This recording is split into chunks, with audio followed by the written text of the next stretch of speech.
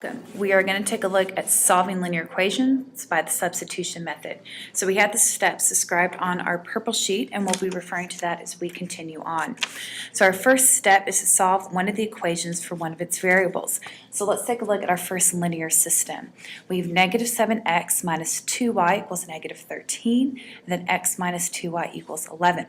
Now, when you solve for one of the equations for one of its variables, you can choose any of the equations and any of the variables in the equations. It doesn't matter. You're going to get the same answer.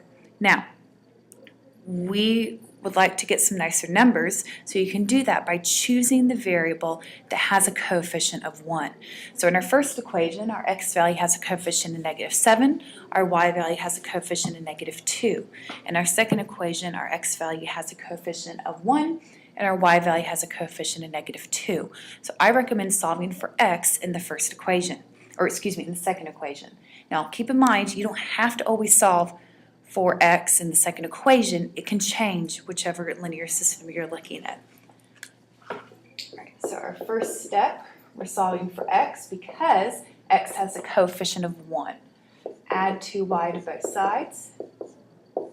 So we get x equals 2y plus 11. So that's your first step. All right, second step, we're going to substitute the expression from step 1, so x equals 2y plus 11, in the other equation. So since we solved for the second equation, we'll substitute in the first equation, and we're going to solve for the other variable. And since we solved for x, we're going to solve for y. So our second step, we're going to substitute 2y plus 11 in for x in the first equation. So that will give us negative 7, open parentheses, 2y plus 11 minus 2y equals negative 13. Once again, when you're inserting that expression, make sure to put it in parentheses. All right, so we're distributing out the negative 7. So we get negative 14y minus 77 minus 2y equals negative 13. And now from here we can combine our like terms. Negative 14y minus 2y gives us negative 16y minus 77 equals negative 13. And we have a two-step linear equation. So we'll add 77 to both sides. And we will get negative 16y equals, that will give us 464. And then divide both sides by negative 16. So y will equal negative 4. All right, so that's your second step. Our third step, we're going to substitute the value from step 2, so y equals negative 4, into the revised equation from step 1 and solve. So in our first equation, we solved for x. We know x equals 2 times y plus 11. So our third step, we'll have x equals 2 times negative 4 plus 11, which will equal negative 8 plus 11. So our x value equals positive 3. Now, referring back to when we looked at graphing and the solution of a linear system, it's expressed as an ordered pair. So we do have to express this in parentheses as x comma y. So our solution to our system is 3 comma negative 4. And keep in mind, it has to be expressed as an ordered pair. All right, let's take a look at the second one.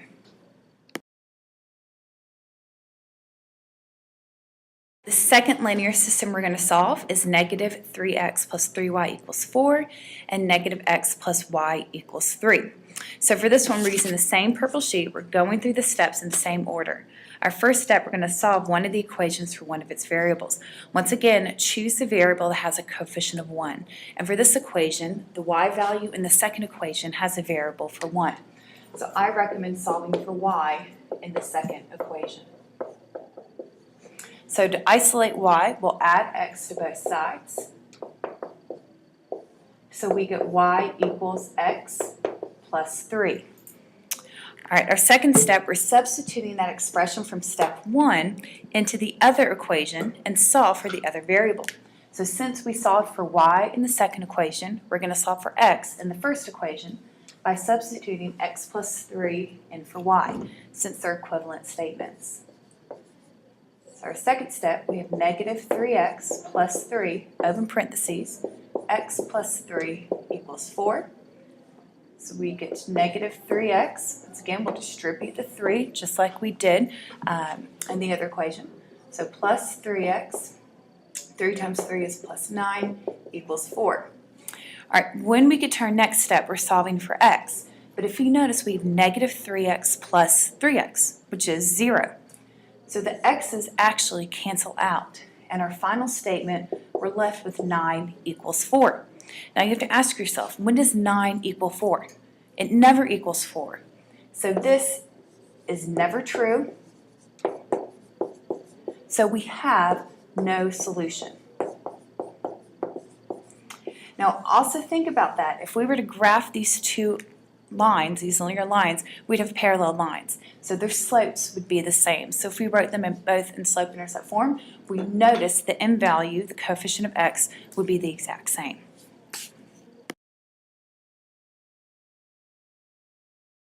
All right, the third equation we're taking a look at is 2x plus 8y equals 6 and negative 5x minus 20y equals negative 15. Now the first step, we've always looked for the variable that has a coefficient of 1. None of these have a coefficient of 1. So you want to take a look at your coefficients that's smallest and see if it will cleanly, evenly divide so we don't have any remainders. And so when we take a look at x in the first equation, its coefficient is 2. Now 8 and 6 are both divisible by 2, so I'm not going to have a fraction. So we're going to solve for x in the first equation.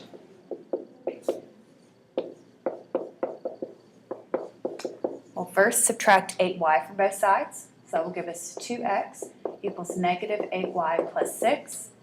Then we'll divide both sides by 2. So x will equal negative 4y plus 3.